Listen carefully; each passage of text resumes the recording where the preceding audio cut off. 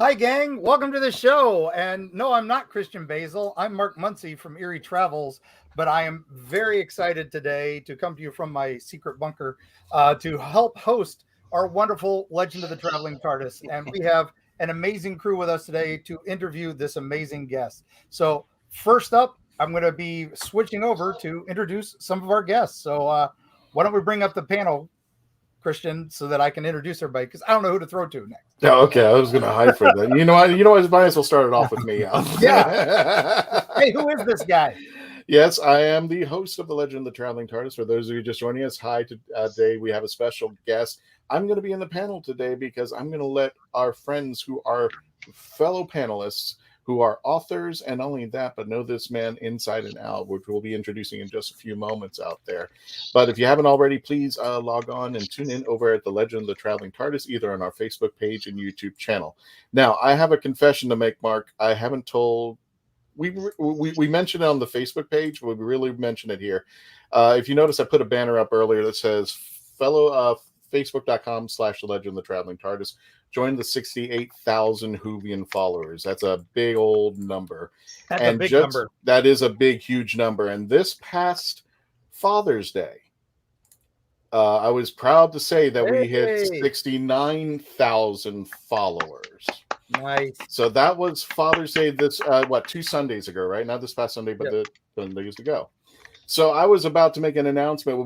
We went to, if you guys were here last Wednesday, we were at Graffiti Junction, and we were there at the bar, and we had trivia night. We had a cosplay contest. We just had loads of fun. It was hosted by Billy Floyd. You know, I should do this. I should have other people host for a change out here. It just seems fun. It's just like, I'll just lay back here and enjoy the ride. So if you notice, Melanie's not here today, so I'm acting as Melanie and Dave today. I'll be hosting your chats out there. So 69,000 followers. Having said that, on the night that we were at, there we go. On the night that we were at Graffiti Junction, when we were doing the live broadcast from there, it was a 2.5-hour show. I went on my phone, and then this miraculously happened. Woohoo! Yeah. Another 1,000 of you just showed up in 3 days. So I was going to say, listen, we can't wait to hit 70,000 by the end of this year. So I'm just proud to say that's not going to happen because we already hit it. We're already at a 70,100 something, and we're still rising, and we can't thank you enough over there. So 70,000 of you have joined our Facebook page. Thank you so much, and that number continues to rise. And if you haven't already joined us, again, please join us over at the Legend. Oh, wait. Yeah, I got to make that edit. Hang on a second. Take out 68, and then now we can say 70,000 followers on our Facebook page. And I have no idea why you guys are out there, but we love you just the same for being out there. I guess I can start off in a somber note. Do you want to wait until later for that? Let's introduce the rest of the panel, and let's save that for maybe the end there. So. You got it there. Okay. So who else? Let's bring in Nico. Hey, everybody. Nico. I'm doing great. I'm super excited to be here. I'm super excited to talk about a guy and talk to a guy who wrote my pretty much childhood through Scholastic Book Club. So I'm just I'm super excited and so grateful to be here on loan from my own show, X's for Show. You can check me out at Nico Action and X's for Show out at X's for Show on all your socials. Nice. Speaking of which, Nico is only one half of the dueling couple out here for X's the Show. Here is the other half. This is Mr. Kevo Risse. How you doing, Kevo? Welcome. Hey, everyone. He's got to do the back-to-back, but you get the idea. Yeah. Yes, we do. Nice. How's it going, Kevo? Going good. Yeah, I made us matching backgrounds. This book series is something that we bonded over when we first met, and so this is super exciting. Always exciting to get to talk to anyone who has been involved in the world of Doctor Who and writing for that as well. So looking forward to a good episode. And yes, look, jeez, Mark already. Yeah, nice. Everybody's saying, well, I'm going to say hello to the new guy, Jave Happ. I haven't seen you before, but welcome to Legends Traveling TARDIS. Hello, fellow Whovians, indeed. And thank you from X's the Show, 70,000. Yeah, good grief. Yep, Raves, Rants, and Revs, Raves, and Rants, better known as the hashtag Guru Tom. Wish I had those numbers. You're gonna get up there, dude. Trust me, you're gonna eventually make it up there. Speaking of making it up there, welcome Nick Smith from the Cosmic Math. Wow, hello there. Hey there, Nick. How you doing, my friend? Good. Welcome from sunny Magic City, Nashville. Oh, really? How are things out there?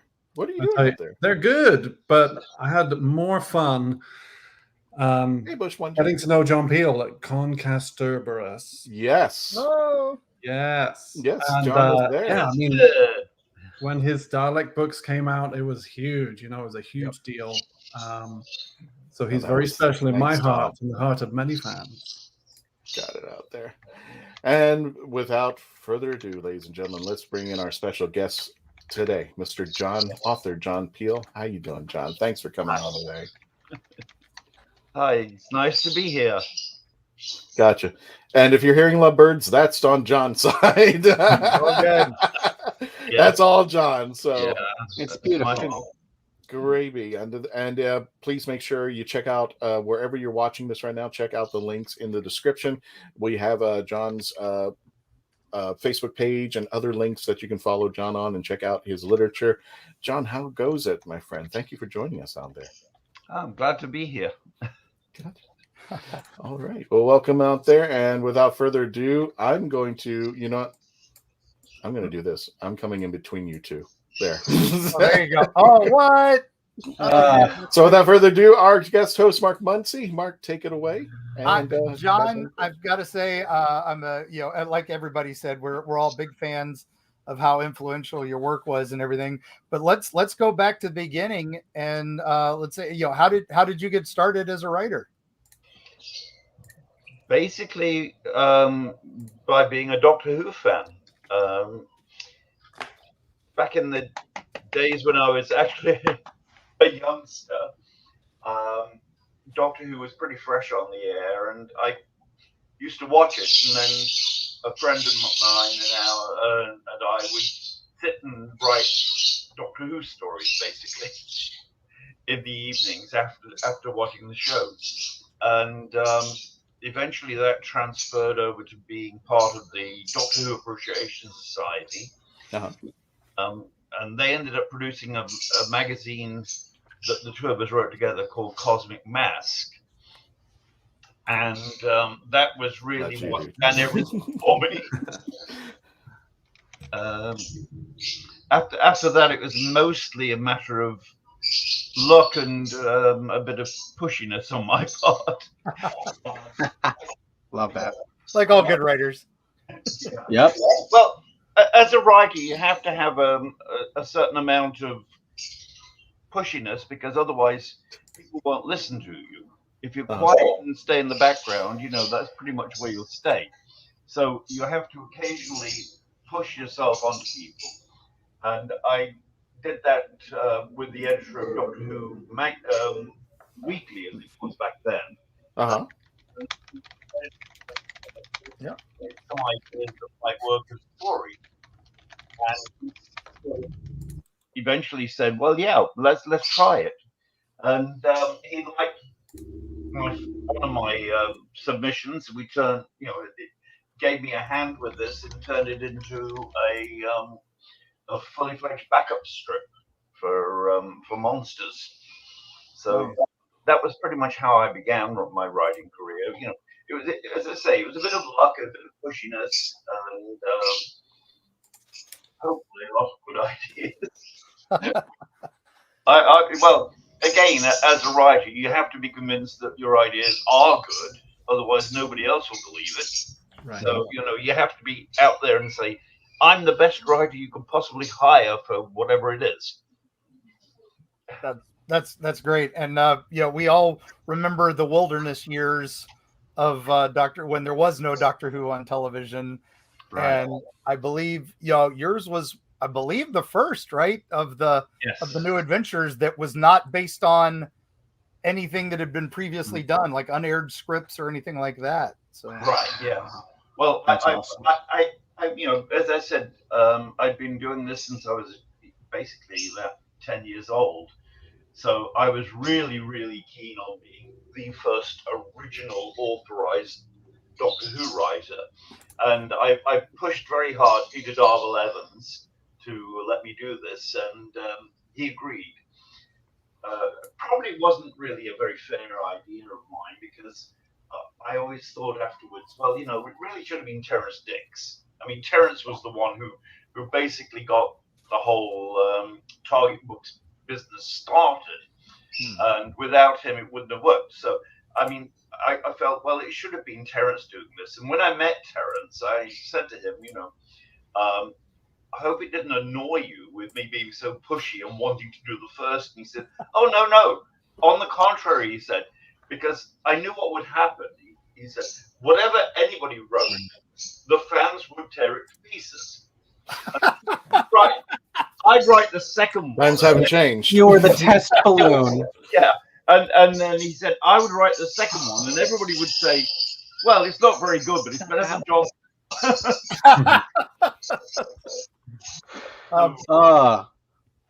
Man, dry. That's fantastic. So now one other question I have then right off the bat is, one of my other favorite series is that you wrote for is the Avengers.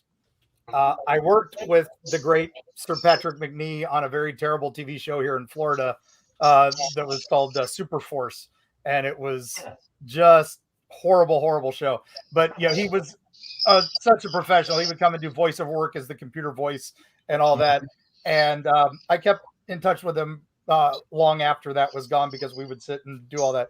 But one of the things I got to show him was your book, Too Many Targets, which I think was one of the, you know, just great joys in my life, was introducing him to things. He didn't realize how much the fans still adored the stuff. And so one of my prized possessions is a copy of that book signed by him to me. So, you know, sadly packed away in one of these many boxes right now, but he did know about your book, and he had heard it. And for those who aren't familiar with the Avengers, not the comic book Avengers or the movie Avengers, this was the original series, BBC. Some people call the real Avengers. What we call the real Avengers, Dr. John Steed and Mrs. Emma Peel. No relation to John Peel here, or maybe, who knows? But this book was, for me, was like the 5 Doctors for Doctor Who, because this brought back all the old companions and everything for John Steed, and it was pretty amazing. You have an encyclopedic mind, sir. Well, part of it is mine. Part of it is also Dave Rogers, who was the consultant on the book with me. And he was offering suggestions. John, I don't mean to cut you off. Can you get closer to your microphone, because we're not able to hear you too well. I'm sorry. Okay. Better. Thank you. Sorry. It's unusual. People actually ask me to talk up louder. But yeah, but you know, Dave Rogers was like the consultant and the in between guy, because he was involved with the you know, the people who own the copyright. And I just simply said, well, what can we do? And they said, anything you like, we don't care. Which was, at that point, there were no plans to do anything with the Avengers. They weren't even being issued on video, really. They were just something that the company had picked up and didn't really care about. So they said I could do anything they felt like. So that was it. You know, I just decided, well, let's throw everything into the mix. And it just seemed like it's too much fun to miss. There you go. It was definitely a joy. I recall that one very vividly. So that was wonderful. So, John, no, go ahead. Nico. I'm sorry, Nico. Actually, I wanted to say that, you know, it's not just your, you know, properties based on other works that were super influential, because these books were like they were my Harry Potter as a kid. Oh yeah. The Diadem books, to the point where the guy over there, Kevo, who just said, "Oh yeah, that's my husband," and one of the first conversations we ever had was over how much we loved these books as kids. So then when I saw that the book series like actually continued years later, and they were reprints, so I bought them. And then there were new books, so I bought them. I would love to know a little bit more about this book, because like as a kid, I was like, this is going to be a television show and I'm going to write it. Like, so this was my everything as a kid. and I would love to know a little bit more about anything. Yeah.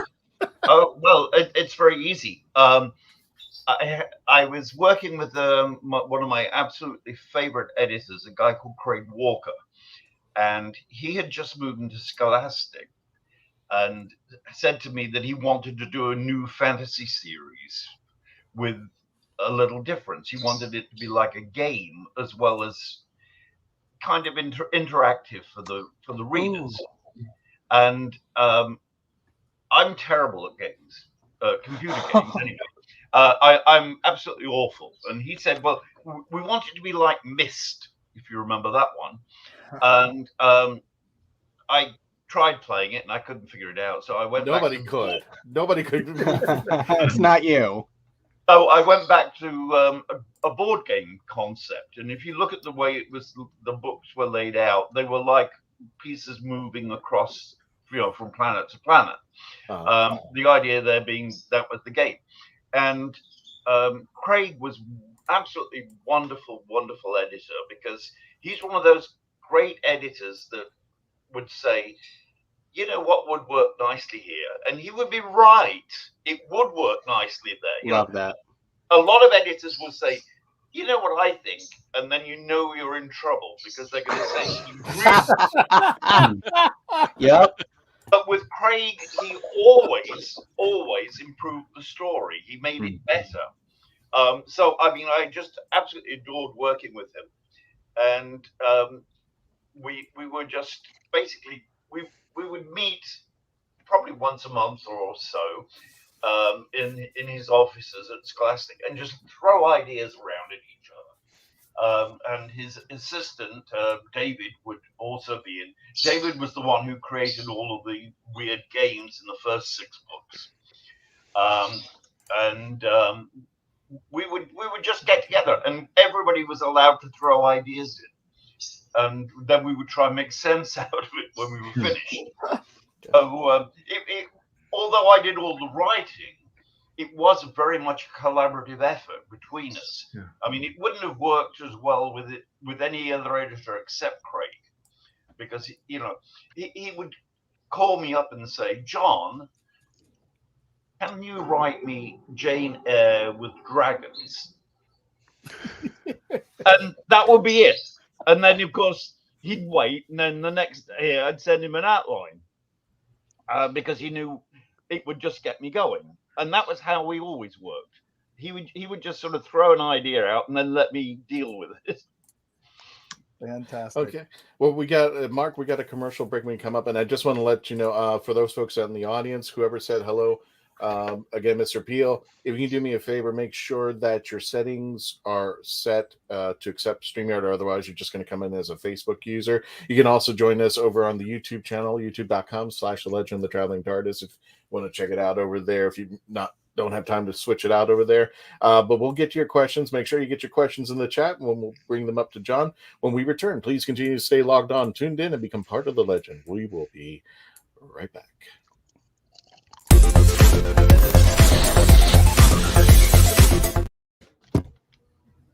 We are a touring acoustic duo crashing kitchens around the country. We go from house to house every Friday night, and we create music, we create food, a good time, we stream it live, and we do it for free. So now we're just really kind of like trying to develop it and build a community group that people believe in, then they'll help us.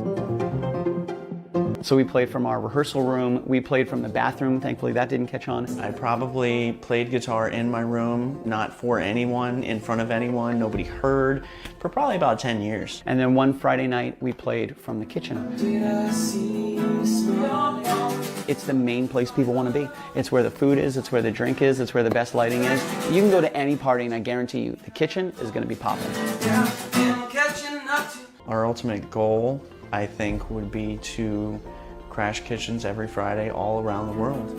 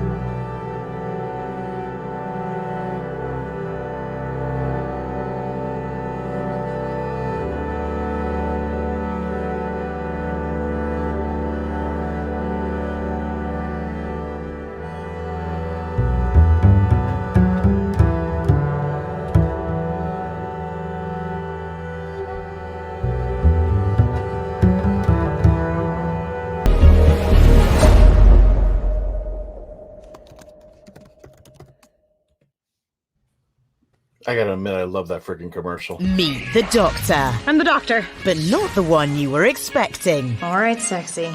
It's time to go home. Doctor Who Velocity. Streaming now. Ladies and gentlemen, welcome back to the Legend of the Traveling TARDIS. My name is Christian Basel with special guest host Mark Muncy of Erie, Florida, Nico Action, Kevo Really, Nick Smith from the Cosmic Mask, and of course we have special guest John Peel, as you can see on it. But it's not my time. It's for this gentleman right over here hosting the show, Mark Muncy. So take it away, Mark. Well, John, again, we're all big fans of everything you do. One of my other favorite characters from Doctor Who was the great Brigadier Lethbridge Stewart. I think the unsung, through line for so many doctors. And you got to bring him back again. You've worked with him on the Lethbridge Stewart novels. So tell us a little bit about that series. Well, the people there, generally Sean and Andy, just simply contacted me and said, "Would you like to write this? We've got we have a copyright thing for Lethbridge Stewart. Would you be interested in writing him?" And I'd never used him in any of my earlier Doctor Who novels. And as you said, he's an integral part of Doctor Who history.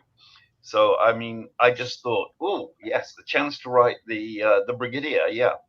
And it was something that I really liked doing, because the Brig is a fun character.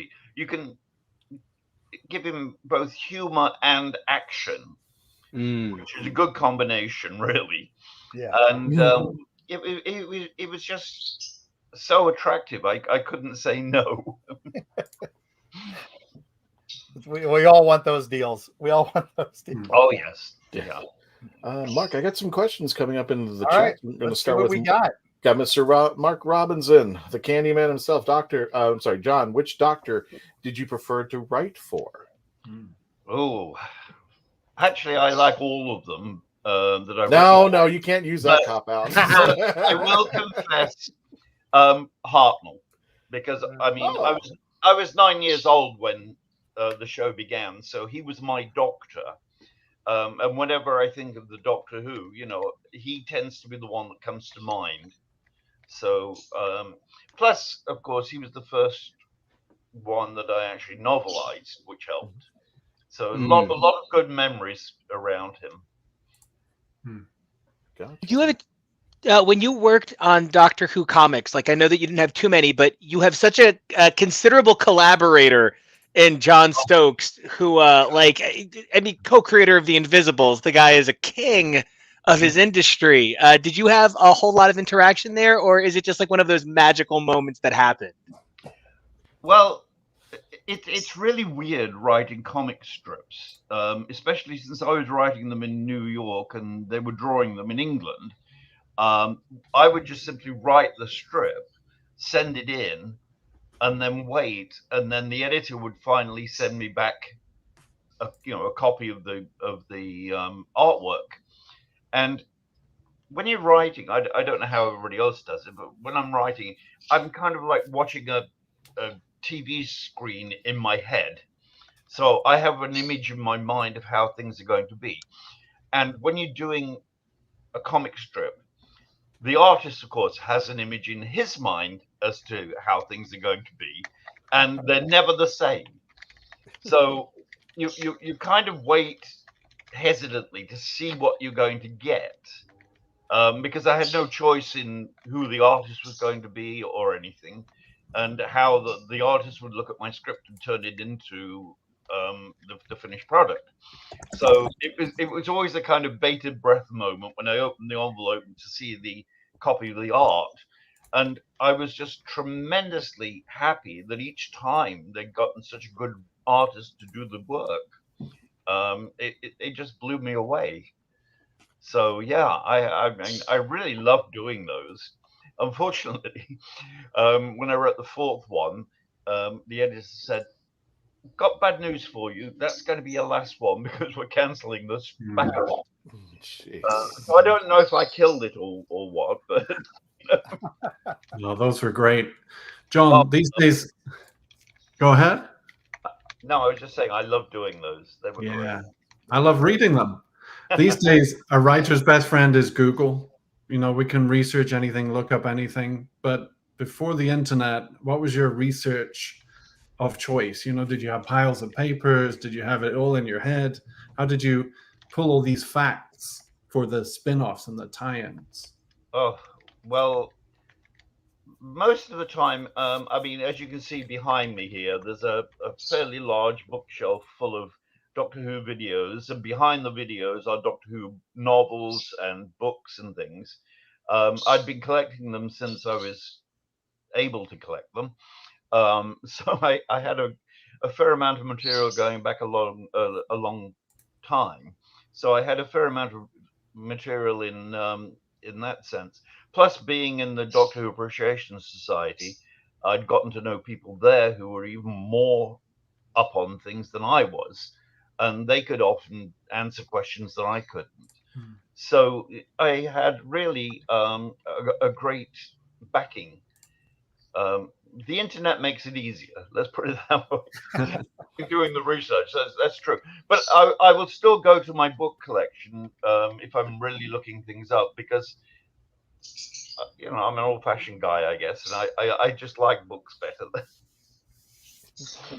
John, we got a question in our chats. This is coming from Raves and Rants from our hashtag Guru, Tom Kosak. John, who is your favorite character that you have written in any story? Ooh.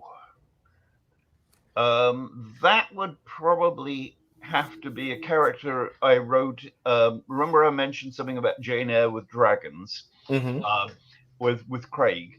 Well, that turned into a book called The Secret of Dragonhome, and the main character in that is a young lady called Melaine, and Melaine has the ability of communicating with anything, people, animals, whatever, and she also has no real concept about lying.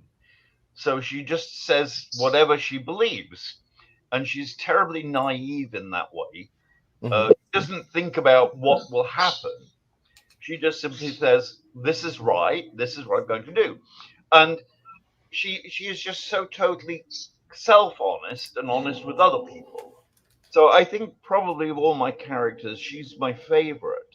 And I've had a lot of people write to me, especially via the internet, telling me that they absolutely love her, you know, the character of her. So obviously, she resonates with other people too. But I mean, I just love her. She's just such a great character because she's unpredictable and predictable at the same time. You never quite know where she's going, but you know she will always be honest and do what she believes is the right thing, whatever the cost. So, I mean, wonderful character. I like characters that have kind of what could be considered character flaws, but actually work out as character strengths. So. Do you prefer working with your original characters, or do you enjoy sort of like the... I sometimes almost feel like there's a freedom of getting to work with other people's characters because you're less responsible for them. Do you prefer working with your own, though, or...? It depends. I mean, obviously, I enjoy creating my own characters and situations and worlds and whatever. But at the same time, I am a fan. I mean, I have to say that. I'm a huge Doctor Who fan, obviously. Yeah. But I'm a fan of other things too. And one thing I'd always made very firm in my writing career is that I would only write tie-ins to shows that I enjoyed. Preferably ones I'd already seen. That makes it even easier. So much good Nickelodeon stuff. We're such big fans. Such great work. Thank you. But yeah, I mean, I enjoy both. It's not a question of one or the other. They're both much fun for me because I always think, hey, I can play in somebody else's field. I can take their characters and do something interesting with them. So, you know, I'm always enjoying myself, which is what I'm mostly interested in. Of course. Would you consider expanding out, meaning that would you consider like taking two different genres and crossing them over and writing a story about that? Oh, I've done that before. Yeah. No. When I was writing fanzine stories, I remember one time I wrote a Doctor Who meets the A-Team, which was quite fun. John, That's awesome. John, I must find this book. Yeah, let's get a producer on this now. That needs to be on the big screen right now. Yes. But I mean, yeah, I love doing these kind of things. It's fun. I mean, I don't have many writing rules because I usually break them if I have them anyway. But my number one writing rule is I've got to enjoy it. I mean, if I'm not enjoying what I'm writing, nobody who's reading it is going to enjoy it either. You can tell the difference between something where the person is a writer for hire who's just doing it because they've agreed to do it, and somebody who's actually loves the subject and thoroughly enjoys what they're doing, which is hopefully what I am. That's what I always aim at with my writing, whatever I write. The reason why I asked that question is because our Candyman, Mark Robinson, added this question. John, would you ever write a crossover where John Steed meets the Doctor? And my question is, why haven't you? Double umbrellas. Oh yeah. Yeah, the emphasis in the two shows are a little different, but it's a possibility. I was hoping to write a second Avengers novel, but the first one unfortunately didn't sell well enough to do so. Where I was going to have John Steed meet the Prisoner. Oh wow! Ooh. Very cool. I mean, when I write a story, I come up with a kind of couple of ideas and then throw them into the mix and think what will happen. And I mean, I just like the idea of what would happen when Steed wakes up in the village. Ooh. And how would he drive them totally insane? You know, as he was. You know exactly that Steed would not do what anybody expects. Right. So I mean, that was how I was starting the thinking about the story. But then they said, "Don't worry about it. We're not doing a second one, so you don't need to." Which is a shame because I would have loved to have done that kind of a crossover. It would have been great fun. So are we still going to look at the Alex Mack Erie, Indiana crossover at some point then? Because those would be two perfect combos. I'm thinking then. Doctor Who, Shelby Woo, and a little bit of Are You Afraid of the Dark to cut right through the middle. We could have us an Avengers multiverse like nobody's scary business. Yeah, unfortunately, they're all owned copyrights. And, hang on a second. Russell T, if you're watching this, we're just giving you some ideas now that you've got Sony in your pocket now. So we're just giving you money. This is the man to do it. Okay? WGA. This is the man to do it. Dad. Love you, Dad. Yes, no. Dealing with copyright can be a problem. Trust me. Back to the Target days. I think you were like one of the first to do the Dalek stories, correct? Well, not exactly. I mean, Terence Dix had done several before. Right. But Terry had gotten, Terry Nation had gotten a bit disillusioned with them because, of course, the books had gotten at that point. Terence had been told to write short novels, the shorter the better kind of thing. And Terry felt that this wasn't really very good for the Daleks or anything. It was just they weren't being treated with respect, and so he'd withdrawn his permission. Then when he and I had started working together, Terry was the most amazing guy to work with. He would have me in stitches constantly, very, very funny, very self-effacing. And he just decided at one point, when they called him up, as they usually did, to say, "Can we please do another Dalek story?" He said to them, "Well, yes, as long as John Peel writes it." Now, they didn't have a clue who I was, but they didn't care because any book with Dalek on it automatically sold about twice as many copies as ones without. So they would have, let it, if he'd said, I want my pet poodle to write it, they would probably say. But Terry then called me up and said, John, how do you feel about writing a novel? Well, that sounds like a great idea. Why? He said, well, I've just signed you up for it. But that was how Terry was. I mean, Terry was an amazingly generous person. When I was writing the book, I would say, can I do this? Can I do that? And he would say, John, I had my go at it. This is your go. You write what you want, what you think the book needs. And, he never second-guessed me on anything like that. If I said, I have to change this, he'd say, change it. Nice.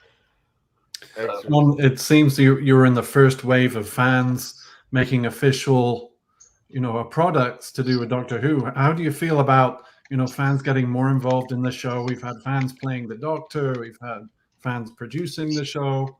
It seems like a whole different world now. Yeah. It's a strange situation. When I joined the Doctor Who Appreciation Society, we were all in our young people in our very early 20s, and almost everybody from that period in the DWAS went on to do professional, either writing or producing or whatever, and a lot of us really made a career out of it, which is astonishing. I can't think of really many other shows that you could say that about. You look at the fans of the show, and many of them, still to this day, many of them are imaginative and have tremendous abilities. And I think it's wonderful. There's something about Doctor Who that seems to draw in talent from various directions, and it keeps me constantly amazed and happy. John, we have a question in the chats, but I'm going to ask the question, and then we're going to go to a commercial break. But Tom over at Rebs Raiden Rant says, John, what are your views about books being part of the canon? Now, I'm going to hold that question over for the commercial break. When we return, we'll answer that question and continue your questions. Please continue to stay logged on, tuned in. We'll be right back, and we'll continue our discussion with author Mr. John Peel. We're back.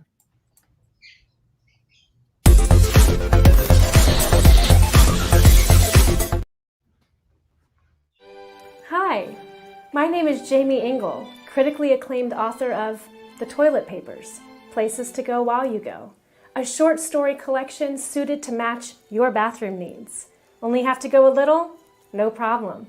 I've got stories under 1,000 words for you. Far from poopin'?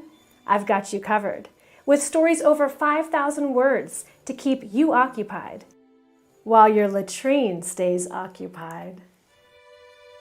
And that's not all. The Toilet Papers is endorsed by the fine folks from Squatty Potty, the stool for better stools. But don't take my word for it. See what Dookie the Squatty Potty unicorn has to say on YouTube. You won't be disappointed. Well, I've got to go, but you can grab your copy of The Toilet Papers on Amazon in ebook or print, or get an autographed copy from me at therightangle.com. And don't worry, I promise I'll wash my hands first. The Toilet Papers. You might just stay in the bathroom longer than you need to.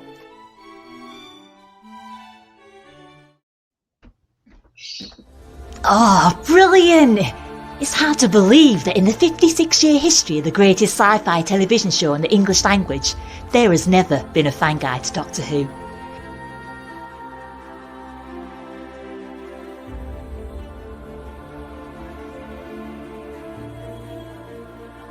The official books might give you what they think you need to know, but only a guide written by a true fan will give you what you really want to know. Join Whovian, the brilliant Mackenzie Flaw, as she takes you on an intensive journey inside the world of the first female Doctor. In the Binge Watcher's Guide to Doctor Who, Season 11. Right, let's get a shift on. You have more options than ever before when choosing a film, a television or internet series, a book to curl up with, or even a radio show or podcast. Get to know the people who are creating for you. The Hangin' With Web Show, hosted by award-winning author and journalist G.W. Pomacher, is the internet's fastest-growing web talk show series. The Hangin' With Web Show features professional, yet casual, in-depth interviews with creative arts and entertainment pros. Meet the people behind a digital revolution in creating more quality content than ever before in the history of media. Find the Hangin' With Web Show on YouTube, Facebook, or Twitter, or simply go to www.hanginwithshow.com. That's www.hanginwithshow.com. Continue our interview with the legendary author John Peel. We come on across a somber note for people who've made contact with the Traveling TARDIS over time, and unfortunately, we have two sad stories to report over here. First of all, if you know this gentleman right here, the legendary Jack Hanna, I grew up with him. Speaking of which, up with Johnny Carson when he always would bring those animals, and then I think he moved over to ABC where he did. He continued his love and passion for animals to show people and educate them about the animals that are all over this world. But he did it in such a way that was kind and sweet. And unfortunately, Jack Hanna currently right now he just got diagnosed. His family revealed that he has advanced Alzheimer's disease. And we want to wish everybody, his fans, his friends, and his family, the very best. And Jack, thank you so much for all the years that you've been with us and educated, and we just hope that your findings and teachings of animals continue to touch people from all over. And this morning, this afternoon as we speak, June 27th, I have something to report. I think everybody kind of knew when he disappeared, but we did lose Julian Sands, unfortunately. I'm reading the following from The Guardian. The identification process for the body located on Mount Baldy on June 24th, which was past Saturday, has been completely and was positively identified as 65-year-old Julian Sands of North Hollywood. So, rest in peace there, Julian, with all the work that you've done. If you get a chance, try to find a movie that he's done, because it's just phenomenal, the kind of work that he's done. And I think this picture was actually at Spooky Empire, and we kind of crossed. I don't know if he was a Whovian or not. He kind of looked at the TARDIS pretty funny, but he was happy to get a picture with it. And this is the last picture with him with the Traveling TARDIS that I have. So God rest your soul, Julian. And we wish everybody, their friends, family, for both Jack and Julian. And thank you so much for being part of the WHOniverse. With on that somber note, but we're going to continue our discussion with this gentleman right here, Mr. John Peel there. And if you have any questions, go ahead and bring him up into the chat over there. But I want to make sure, Andrew, you had a comment? Some people have tried to analyze the doctor's characteristics of high-functioning autism or Asperger's syndrome, much like Sherlock Holmes. Did you look into the doctor's mental state on an integral part of his character? Deep. We're going deep on this one. Yeah, deep. That's your question, John. Really, I always approached the doctor as alien. And as a result of which, his thought processes really aren't necessarily ones we could follow. So I'm not sure how to quite answer the question exactly, because his mind is not like a human mind. So it doesn't seem like a regular Gallifreyan mind actually either. So maybe he has maybe he's the Gallifreyan equivalent. I don't know. Wow, I like that. But it could be. Well, one of the things, and Kevo, I want to ask you this question because you're recently a new fan of Star Trek. One of the things that was concerning me, I hadn't seen the series as yet, especially when it comes to Discovery and Strange New Worlds, was that I think somebody mentioned that they were making Spock autistic, and I said, I don't think he's autistic. This is just the way he is. I mean, this is Vulcan, and this is just some of the characteristics that he produced. I don't think it's connected to it, but I've always wondered, it's the same thing with the Doctor. It's just the Doctor. That's just the way the Doctor is, especially when you have, for a better term, I think you could say, multiple personalities, especially when the Doctor meets him and herself across time.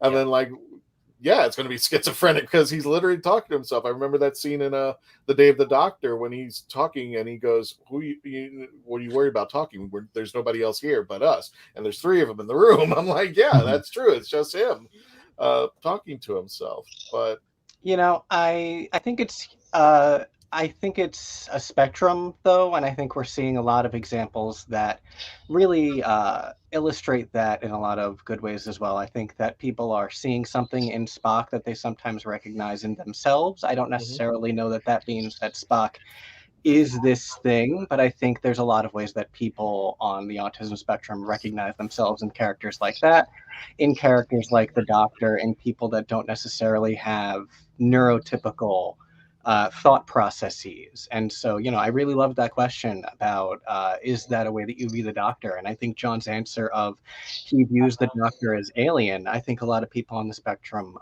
feel that way.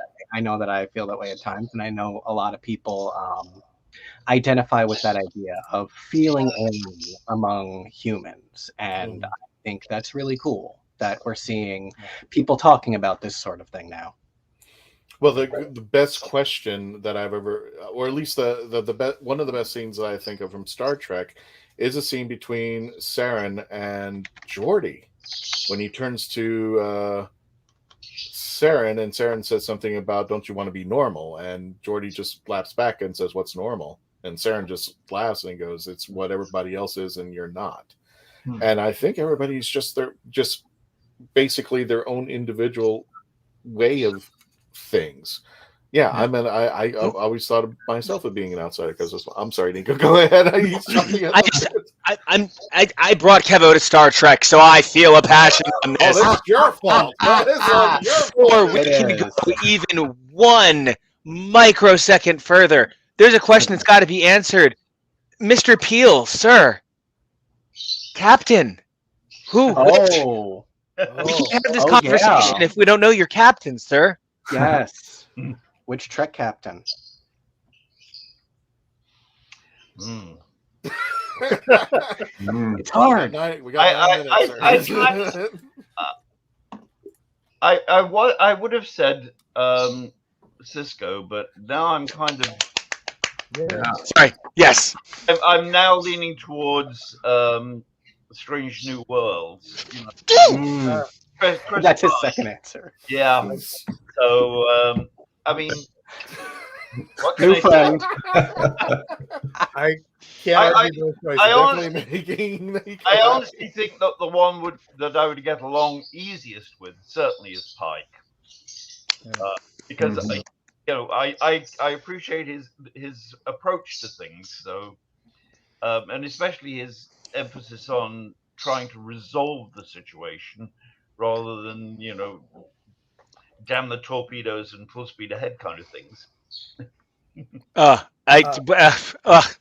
Yeah. No, I got to say, you were talking about earlier about blending genres. I want to say your Star Trek Next Gen novel, Here There Be Dragons, was a fantastic blending of sci-fi with fantasy. So, yeah. Well, yeah. What happened there was the one rule that they the one rule they had for writing the Star Trek novels is no magic. And when I was going to do my first novel, I thought, well, what can I do that nobody else will do? Well, obviously, that everybody else being everybody else will follow the rules and not do magic. So I'll break the rules. I'll do something you're not supposed to do. And that's how I was trying to work at it in that way. I kind of felt that would be a good way of, doing something nobody else was likely to do. Fantastic. I want to say also Objective Bajor, one of my favorites as well. So that was Cisco at his best. So And Pa Wraiths, who said Star Trek can't have magic? I mean, every other person on that show is a fucking sorcerer. So It's just science magic. It's fine. yeah. Okay, we got another big question as we're getting into the last few minutes. I got one more big question. How does Doctor Who capture Carmen Sandiego in time? Actually, in my Where in Time is Carmen Sandiego, I threw in everything I could think of from all my favorite science fiction stuff, which did include Doctor Who and a couple of Klingon jokes, and what have you, because that's part of the fun stuff. With Carmen Sandiego, because that was the only time I've ever had an editor say to me, put more jokes in. Usually my editors will say, take those stupid jokes out. Because I have a terrible sense of humor and I love love doing silly things. So, I'm usually told to remove jokes, but with Carmen Sandiego, they kept saying, put more in, put more in. So I had a wonderful time writing Carmen Sandiego. I gotta give, because we went to a break, we didn't get back to it, so I gotta get back to Tom's question. John, what are your views about books being part of canon, i.e. Doctor Who? My feeling is that all the books are absolutely canon until they're not. Until either the show or another book comes up with something else instead. If there's levels of canon, obviously the show is number one, is the top of the pile. Books are a lesser source. Plus, considering how many books there have been, along with all of the shows, you're getting kind of, knee deep in canon. You don't know quite where you are half the time. And we've also got the audios. Let's face it. I mean, the audios are very, very popular nowadays. Right. So I mean, we include books as canon, then obviously the Big Finish and BBC audios have to be considered canon too. So and what about the comics? Do they count as canon? It's very hard to say. I think canon is whatever everybody collectively decides it is until it changes. Gotcha out there. Very well done. Well, he says good answers. So I guess it's fine out there. I've got something like it. We like it. Yeah, bravo. Well, Timothy Zahn, he had a good thing to say about the Star Wars books when they were turned into legends. He said, well, this is like storytelling. Stories get passed down orally through the ages. Why not just have different versions of the truth in these books? Yeah. Oh my God, Tom, are you trying to make me hungry? Well, also you have the fact that because Doctor Who travels in time, he can the past can be rewritten. I mean, basically, that's how you have to approach Dalek history. That they've rewritten their own history, which is why it doesn't always hold together, because it's changed. The Doctor has met himself so many times, which is breaking the first law of time, as he constantly does anyway. So, I mean, if there's a difference between what one person says and what another says, he's rewritten history again. What can we say? I expect Tom to ask this question. He's just making me hungrier. John, what's your favorite sandwich? Maybe there's something I don't know. Maybe there is something good about this. That's a hard one. It depends on my mood, but generally fish. Yeah, that's true. I like a good fried fish sandwich. Nothing wrong with that. Fried fish. Okay. Yeah.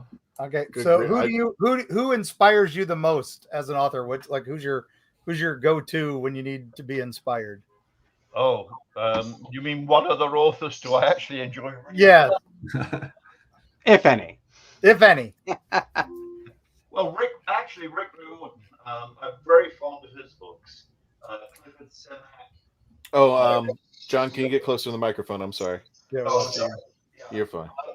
One of my all-time favorites is Eric Frank Russell. who was Oh. writing in the 60s, early 60s. Wonderful writer with a great sense of humor and absolutely bizarre look at the world. So, I mean, these are all my favorites. I'm quite fond of a lot of Charles Dickens, actually. I'm reading my way through the whole works. Yeah. So, keeping me busy and trying to educate myself still. If I can, if you really want to enjoy yourself, you need to look up the Charles Dickens theme park that was temporarily open in the UK. You cannot believe how catchy the songs are. Dickens, Charles Dickens. It gets stuck in your head. They brag about having period appropriate colored water in the streets, which yoinks. There are some really beautiful theme park tributes to it, and if you are a Dickens fan, my goodness, it's something to do to yourself. Unbelievable. It is a rabbit hole. Did It is a you rabbit say hole. period appropriate water on the street? Period appropriate color water on the street. Oh. Okay. Realistically brown. I'm so proud that my name appeared just as we were talking about this. That's I had to think about it. I didn't. I think it went in one ear, kind of went around my brain, and goes, "Wait a minute, try that again, Nico. What was that?" Doesn't feel real. Yep. Doctor Who canon. There is no canon. Nothing makes sense. As Colonel Lethbridge Stewart versus Corporal Lethbridge Stewart. Okay. Yeah. I get to see it. Andrew says canon is Moffat says timey-wimey. There you go. There you go. And Dickens is one of the greats. Absolutely. Dan says EFR, an awesome writer. Good. Someone else with taste. Yay. Yeah. And just in case for you folks out there, put in the chat. This is John's Facebook page. If you want to follow John on Facebook, not literally. I don't know if he wants you at his house there, but Facebook.com/John Peel Arthur. For those of you listening on the radio, JOHNPEEL author. You can check him out there, and you can keep up whatever he's doing, aka Thameswater. Okay, there you go. Ew. So, John, you've written so many wonderful books. You're so prolific. How do you juggle your writing with being a grown-up and doing real-world stuff? How do you manage that time? Basically, I give up on the second and just stick with the first. Smart. I'm not a very good adult. I just enjoy my writing, and that's kind of a priority for me. Mm-hmm. My wife is very good about this and leaves me to create my craziness all by myself. Nice. Yeah. I don't know. You just have to work out a balance over the years, really, as to what you can get away with. And plus, I think also trying something new all the time, which helps. I mean, I've just started writing short stories for Star Trek Explorer, and they're basically 2,000-word short stories, and 2,000 words is not a lot, so it forces you to focus on the concept and whatever characters you're using. Usually only 2 or 3, because any more than that, you got a novel instead of a short story. So it's good fun for me to try different things, and it keeps everything fresh and keeps me amused. Well, John, we've come to the end of our audio portion of the show. John, you're more than welcome to stay if you want to continue. Got some, see if any more questions there. But for those of you listening on our audio, we have to call it a day. We'll continue on into our after party if you want to stick around. And for those of you listening, again, thank you so much. Right now, if you want to continue on, youtube.com, The Legend of the Traveling TARDIS out there. Facebook.com/The Traveling TARDIS. Again, 70,000. Jeez, wow.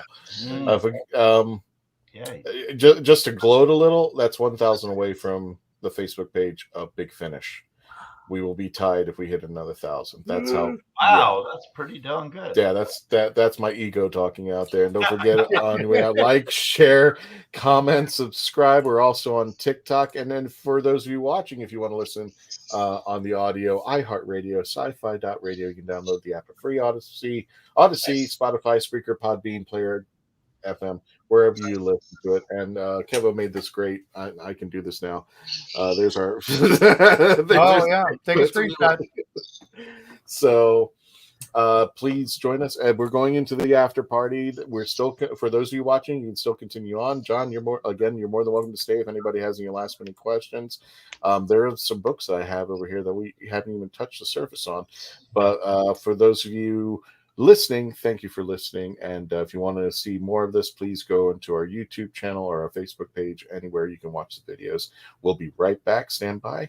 And for those of you listening on the audio, please take care of yourselves and become part of the legend.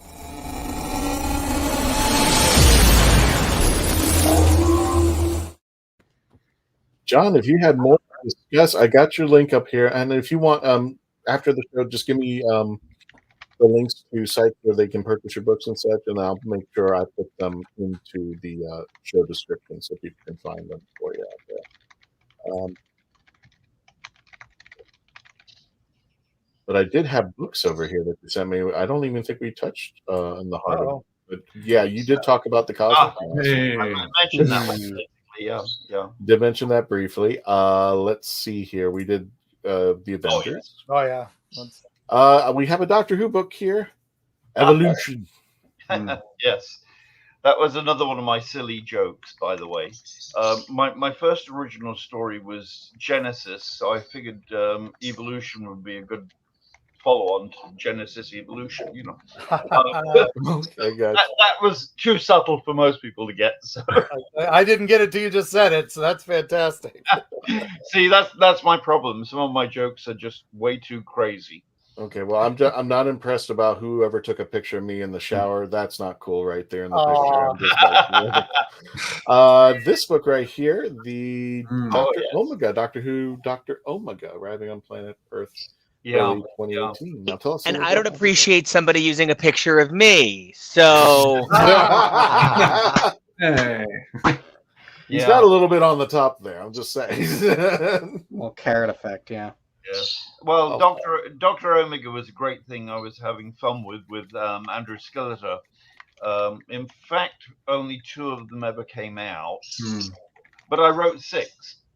It being, I was just having too much fun to stop, so I only stopped when we realized that we weren't going to be publishing any anymore. So I've got 4 of them still waiting somewhere. Gotcha. And we have Suddenly Twins. What's this about? That one, that was done for an editor called Pat McDonald. I loved working with Pat. Pat was a lot of fun. And I came up with the idea one time of, again, as I say, I come up with pictures in my mind that give rise to a story. And I was brushing my teeth one day, as I tend to, and I just suddenly thought, what would happen if you look into a mirror and somebody else looked back at you, but someone that was almost you? And I thought a mirror universe kind of thing, where everybody has a twin, but of the opposite sex. Okay. So, wow. If you're a guy in this world, you're a girl in that world, that kind of thing. And then all of a sudden, I had this whole concept basically worked out from that, and I pitched it to Pat, and Pat loved it, which was great. So we did a trilogy of that one. So what if the USA had a parallel world ruled by magic? Here in Florida, we call it Universal Studios. So they got the Harry Potter land in there. But that looks interesting. Is this for kids or is this for all? Oh yes, yeah. Oh, okay. It was basically for 5th grade, I guess, and lower, slightly lower. But again, I got to do a lot of great stupid jokes. In that world, they don't have Father Christmas, they have Merry Christmas. Merry Christmas. Yeah, you can see. That's cute. But that's the kind of joke I think kids would love. So I threw a lot of that kind of stuff in by twisting everything and making it slightly different. The idea being that then hopefully the kids would think of their own ways of twisting things. You know, it gets them going, gets them interested. I hope. I don't want to see my female version at all. She leaves the toilet seat down all the time.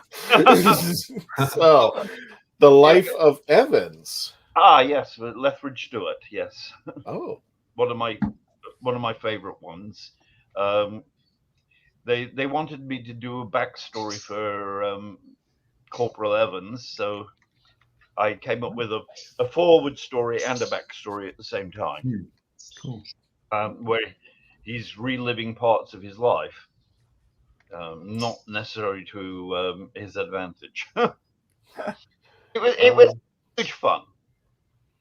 Oh, Mark Robinson has a question. Is that a model of Lethbridge Stewart on your shelf?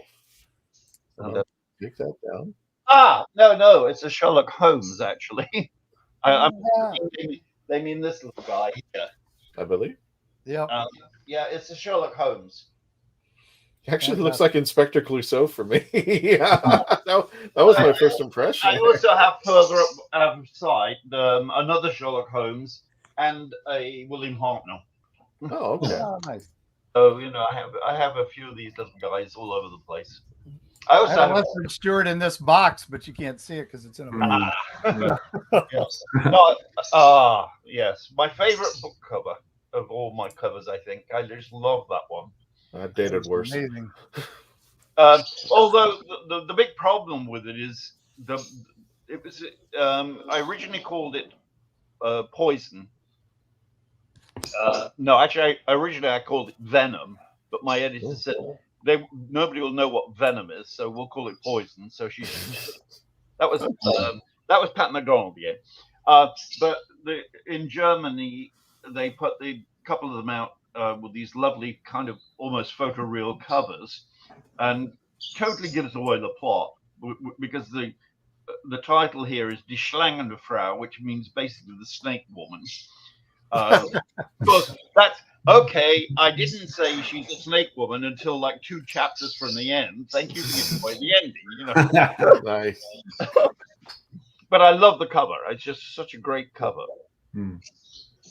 It's like having the movie Titanic with the boat in the water broken up all like someone who owns a lot of reptiles, I appreciate that cover very much. So we got a question from Andrew Morris. He asks, would you want to write scripts for the new Doctor Who series if you were asked? Well, I'm going to say yes. I would write for anything that I like if I were asked. In fact, I've actually just written an audio for BBC Audio. Nice. So, I mean, that's a new one for me again. It's the first time I've written a story specifically meant as an audio. That girl is poison. Yes, she is. Yep, never trust a big bud in a smile. Anyway, let's see here. We got this one right here. It's that's the Dragon Home. Yes. Dragon Home. The one with Mullane, my favorite character. Yes. Okay. And this one we have another Lethbridge Stewart, The Grandfather Infestation. That was actually the first Lethbridge Stewart I wrote, and they're they've reprinted it, or at least they are reprinting it as an illustrated edition. Oh, very nice. Cool. Candyman, are you listening to all this? Yeah, I think you're going to go adding to the wish list now. I'm not even sure what that means, but apparently there's a lot more artwork in it, which is good because it's pretty decent artwork. Yeah, they've done really well with that series. It's been a lot of fun to read. Oh, they have. It's been tremendous fun. I've written another one which is coming out. Oh no, it just came out, right? It came from the Isle of Man. That's my take of it came from outer space. Only in this case, it's the Isle of Man. That's another example of my horrible sense of humor. There is a town on the Isle of Man called Peel. Oh. I set the whole story in Peel. Of course. Why wouldn't you? Why not? It should give some people a smile or two, I hope. Gotcha there. Now, you have, I don't know if I brought this picture up. I definitely want to bring this picture up out there. It's you and John Pertwee.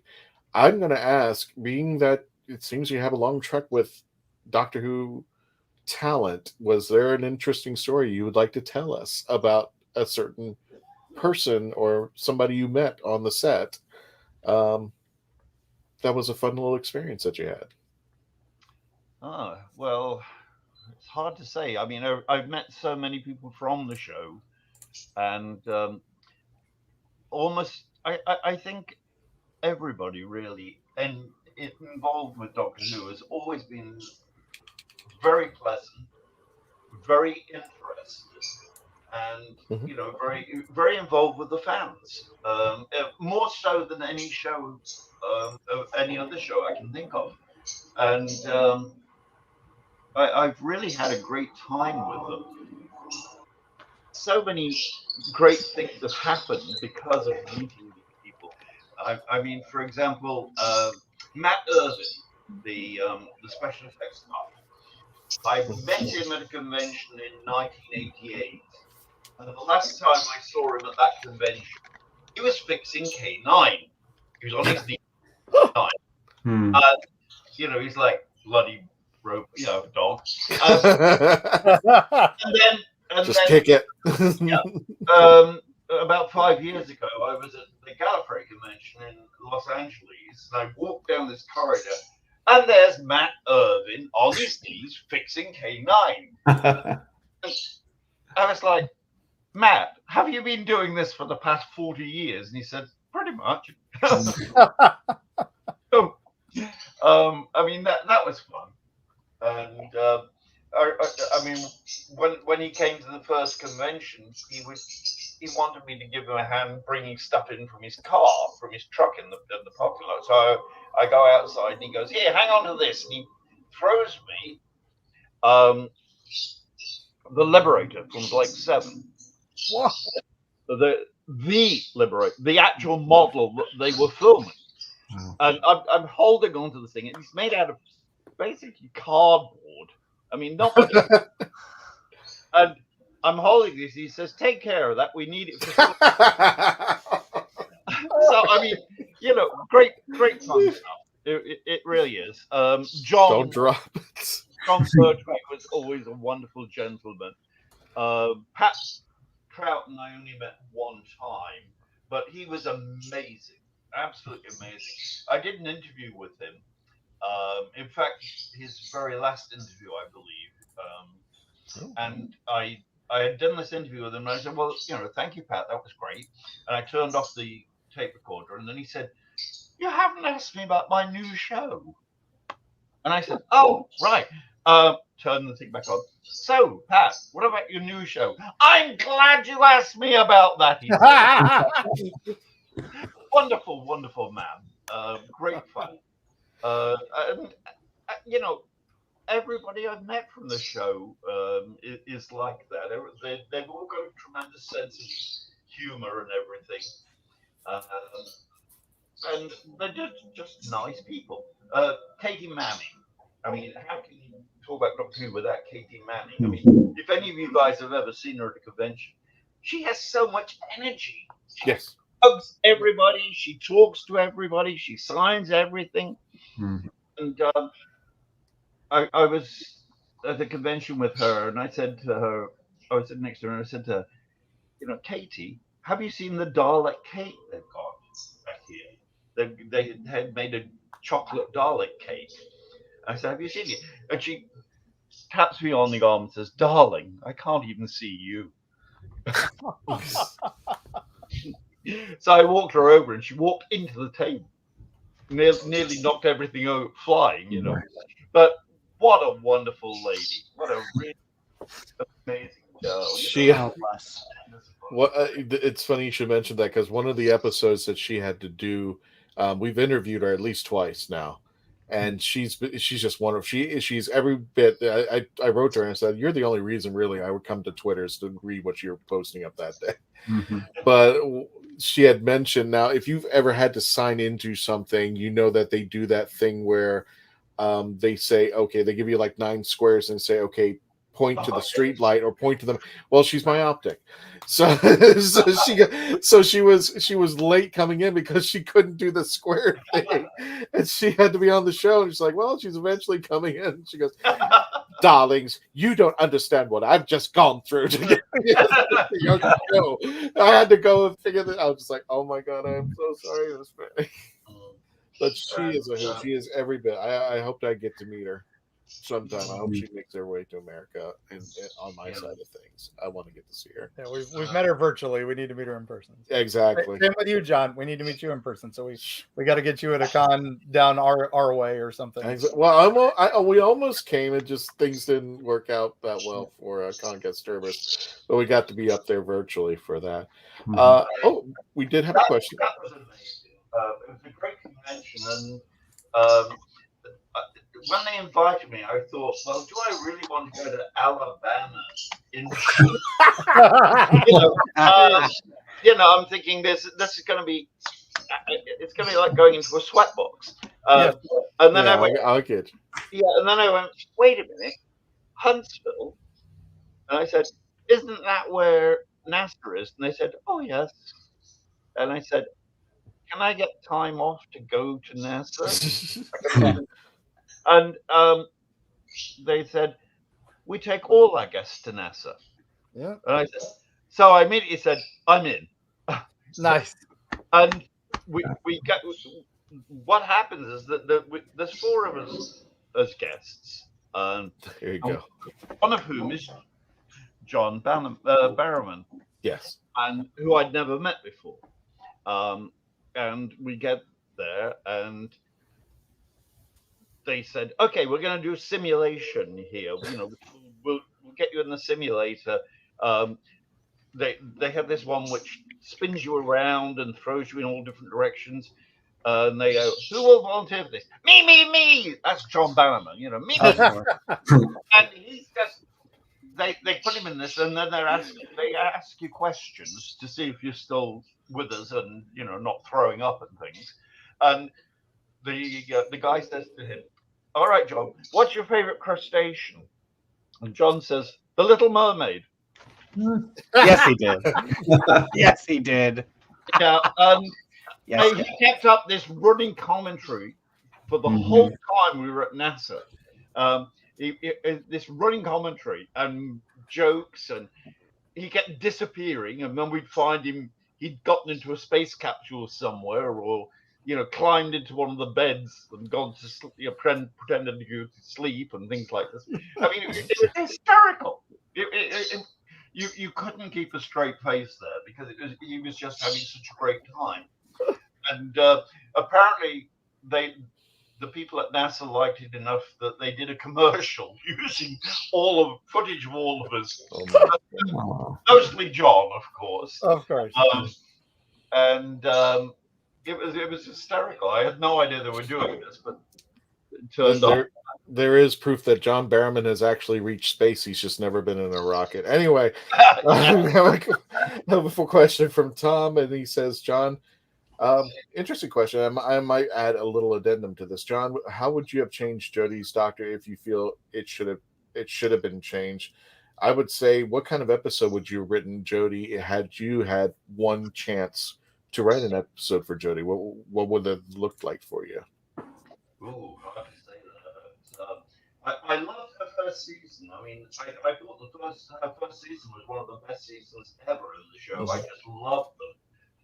Every one of the stories, even Kaboom and things like that, I liked the way she handled things. So I wouldn't really have changed her, but I would have given her better scripts for the other 2 years. Hopefully, I would have loved to have written a script for her, because they were doing mostly historical stories, which was nice. I always love the historical Doctor Who stories. Yes. In fact, the audio I wrote for BBC is straight historical. There's no science fiction in it at all beyond the Doctor. Oh, wow. And that was great fun because they actually said to me, you don't have to make this science fiction. You can do historical if you like. and I was like, yes, this is brilliant. So I would have done that if I could have done with Jodie too. There's a lot of great time periods that you could have set her in. I love the thing in the Witchfinders episode where, especially in the novelization of it, which she has problems because she's female. And she's dismissed by the people in authority because she's just a woman. And I liked that, the way that they were, stressed this. And they made, that was something to me that was good, very good, in fact. Because she's a woman, they don't take her as seriously. And I think I would have tried to make use of that. And in the way, for example, that Pat Troughton was always taken as being an idiot, but was used his advantage so he could do things, get away with it. And I think it would be nice if Jodie had done a little more of that, subversively using the fact that she's a woman. Yeah. So using her sex as a deterrent, and just like the Doctor, as we mentioned, Pat Troughton, he was already 5 spaces on the chessboard ahead of everybody, and they didn't know because they underestimated him to use that femininity towards people. Like, oh, she's not gonna. Next thing you know, she's pulling on a sonic screwdriver and screwing up everybody's plans, and that's I totally get you out there. Mark Robinson and Candyman says, I met Matt Irving at Star Trek convention. He signed my K9, but he didn't charge me for his autograph because it's supposed to be a Star Trek only amazing guy. So there you go. Yeah, he is a great fella. He really is. A lot of fun and very talented. Gotcha. Nice. Gentlemen, we still got a few minutes. Did you have any wrap-up questions before we go? Well, John, I just want to thank you for your contributions to Cosmic Mask, which is still going strong. And I'm amazed. Yay. Yeah, I hope, I just thought about this today, maybe some of the stories we're getting, which are high quality now, these could be the John Peels of the future. Well, that was what we were hoping. We had set up, after the first issue of Cosmic Mask, we had set up the writers' pool. And the idea was to just encourage other people to write more authentic stories, and also to just give them a little nudge in the right direction of writing talents. And one of the ones we got was Stephen Baxter, who of course become a tremendous force in science fiction in England now. So I mean, there's always great writers out there. And they just need to be found and encouraged, I think. Yeah, give them some space, encourage them, and just let them go to town. Yeah, exactly. I'm very, very much in favor of that. I mean, I was helped a lot when I began by Terry Nation. I mean, he pushed me forward in many ways, gave me a lot of really good advice. And I think it's good to pass that forward, pay it forward, do it for other writers, the up and coming people, and do the same thing. So it's a great, opportunity for people. Well, as we are coming to the end of the episode, John, I have to pull a Patrick Troughton and ask you, why don't we talk about the stuff that's coming up? Do you have anything that's coming up the pipe at this moment out there? Well, as I say, there's the audio coming out. I'm not sure when. Being the BBC, they'll probably tell me after it came out. Which is what they did with, they did that with Power of the Daleks. Wow. Big Briggs did a wonderful audio of it, and I only found out by accident that it was actually coming out. And that kind of happens. I've been doing, as I say, short stories for the Star Trek Explorer, which is a lot of fun. I got to use one of my favorite characters from Enterprise, Porthos. Oh, nice. I think Porthos is very underrated as a hero, so I did use him. Things like that. I've got another project possibly coming up with Candy Jar, not as the leverage line. As I say, they're re-releasing the grandfather infestation as a semi-illustrated book, which is cool. I'm looking forward to seeing what they've done with it.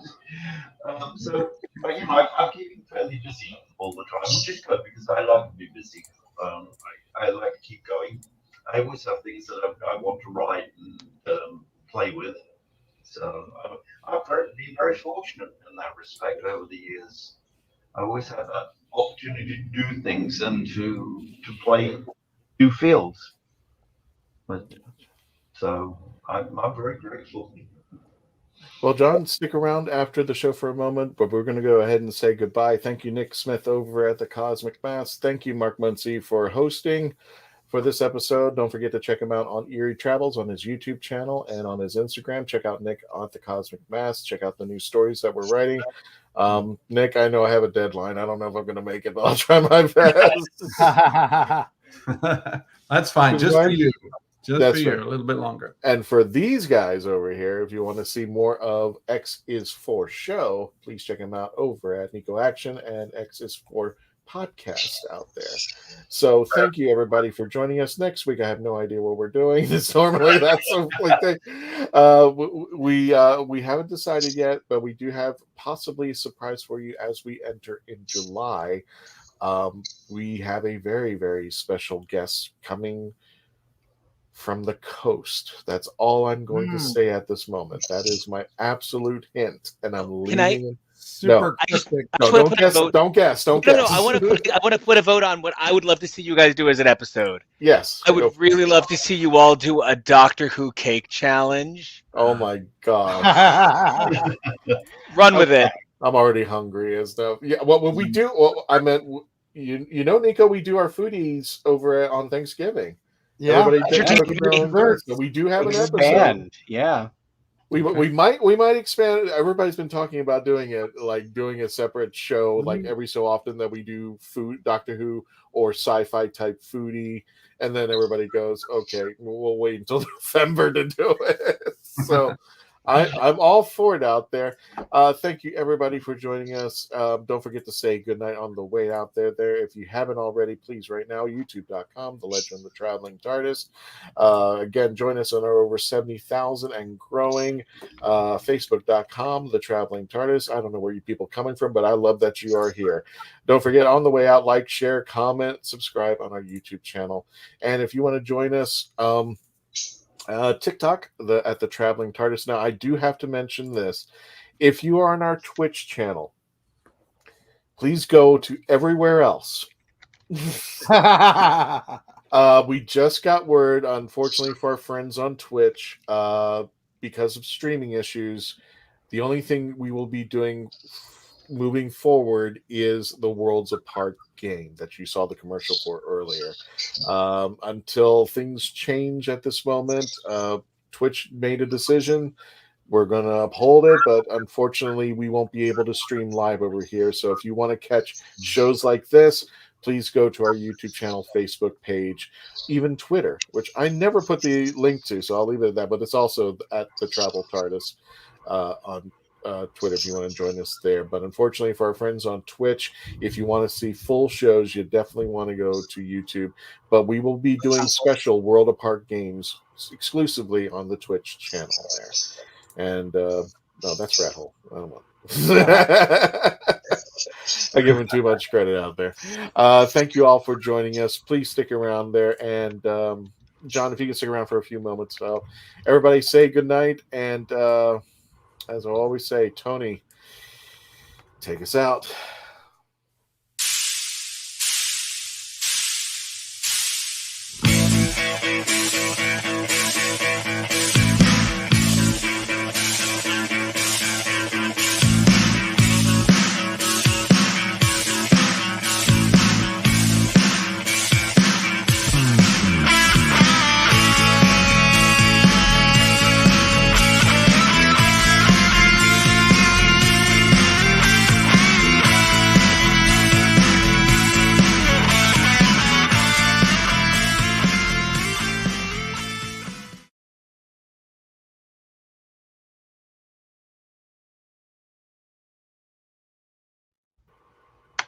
Tom, did you really say Centauran balls?